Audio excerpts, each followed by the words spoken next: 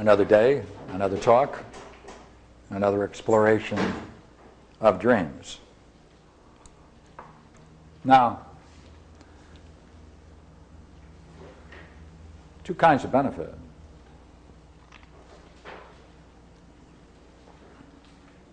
One is very curious, and we only learn about the benefit of dreams by inference. That is, if you terminate people's dreaming, block them from having dreams, as they do in some clinics, dream clinics, after a period of about 6 weeks, people start having episodes of hallucination during their waking hours, and they have to terminate the experiment. There's something very, very interesting and profound about that, because the kinds of hallucinations they began to have appeared to be more and more in the direction of psychotic inference. It's dreams that keeps us rational, keeps us in touch with some intelligence. How? Not clear at all.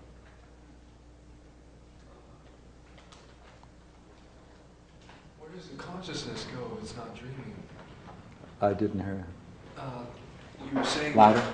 You were saying that people in some places were stopping people from dreaming in some institute or something like that. Quite correct. Go ahead. Come on. So, what happens to the consciousness when that happens, when they're sleeping and they're not dreaming?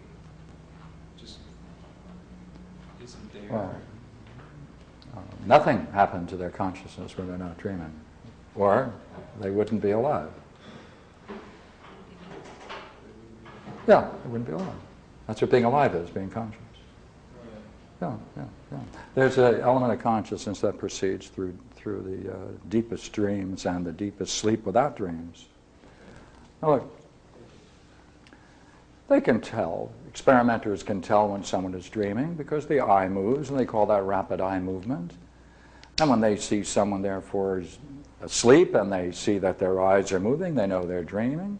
Wake them up as soon as that starts, let them go back to sleep, let that go on for 6 weeks, and they hallucinate. Hallucinate in what direction? It becomes more and more difficult for them to maintain an everyday existence because the intrusion of all of these hallucinations. Some are frightening. Therefore, researchers terminate the experiment. Therefore, there's something about dreams that stabilizes us and allows us to be in touch with some kind of rationality. I call that inference. We learn that by inference, that it benefits us. Now, there's another kind of benefit, but it only comes by analysis, by discovering, by engaging the dream and seeking for meaning. So that's the second kind of benefit, or path to benefit. Now, let me list a couple of interesting things. If the analysis to whatever degree is successful, then you're able to penetrate into the level of meaning. That means that you're able to understand the symbols, their reference,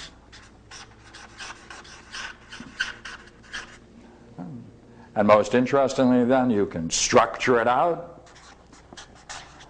And once you structure it out, you can look for some comparisons both in your present life and past.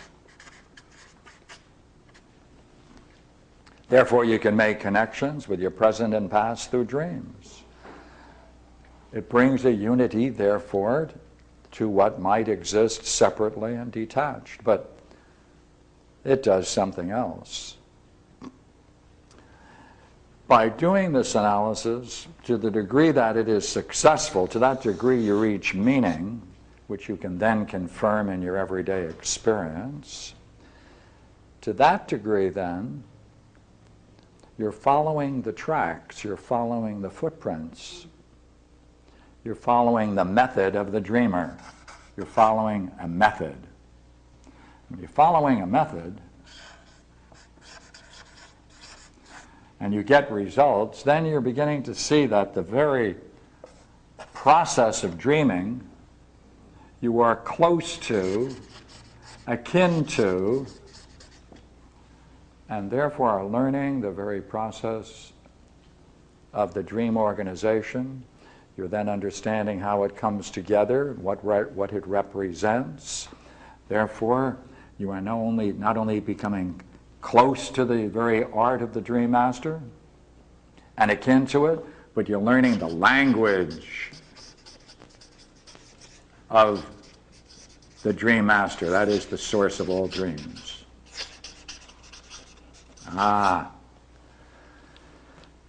Now, learning that language has an interesting effect, because that way of learning is a most interesting way of developing understanding, a certain kind of understanding, which we normally don't access and use.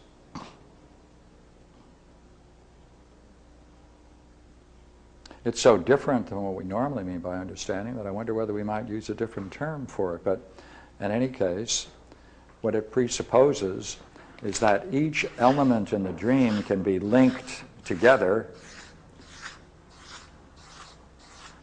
and the key relationships between the dream can be found, and therefore there can be an interrelationship, a connection of parts, an interrelationship,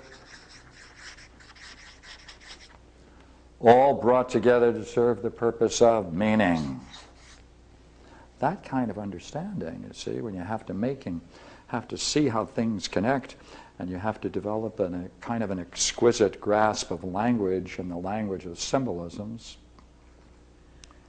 it brings a different kind of understanding and appreciation for the dream master, something higher than you, some higher intelligence, because you had to struggle to reach it and discover it. Now, what we're going to try to do is see whether in any way it's possible in our talking about dreams, or maybe even looking at one, of seeing how we can link it to the idea of providence. Now, what is that? It's a very big word. Right? Pro-video, right? Pro, before, seeing. Right? Video, to see, right?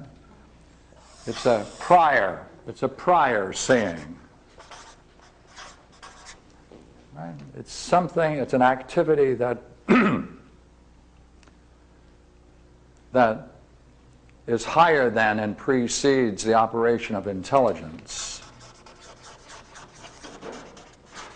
That's what pronoia is, or providence. It's an activity that's prior to intelligence, that bestows a goodness, bestows a goodness upon its objects, to the degree that the object can receive it, to the degree that the object is open to it. To that degree, the entree into that goodness is an existing reality. So what is pronoia? Providence. What is it? It's beyond intelligence. It's prior to intelligence.